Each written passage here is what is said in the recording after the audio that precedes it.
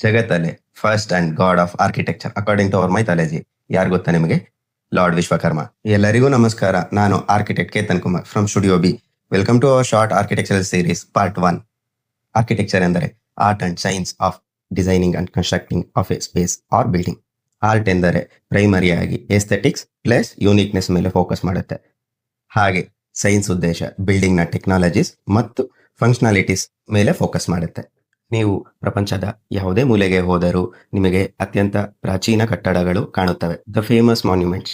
For example, Egypt ಅಲ್ಲಿ ಇರೋ pyramid of Giza ಆದ್ರೂ, ಗ್ರೀಸ್ ಅಲ್ಲಿ ಇರೋ ಪಾರ್ಥಿಯನ್ ಆದ್ರೂ, ಮತ್ತೆ ಇಂಡಿಯಾದಲ್ಲಿರೋ ತಾಜ್ ಮಹಲ್ ಆದ್ರೂ, ಅಷ್ಟೇ ಯಾಕೆ ನಮ್ಮ ಬೆಂಗಳೂರಿನಲ್ಲಿರುವ ವಿಧಾನಸೌಧವರೆಗೂ ಡಿಸೈನ್ ಮಾಡಿರೋದು ಆರ್ಕಿಟೆಕ್ಟ್ಸೇ. ಆರ್ಕಿಟೆಕ್ಚರ್ ಅನ್ನೋದು ಬರೀ ಪ್ರೊಫೆಷನ್ ಅಷ್ಟೇ ಅಲ್ಲ, ವೇರ್ ಆರ್ಟ್ ಮೀಟ್ಸ್ ಲೈಫ್.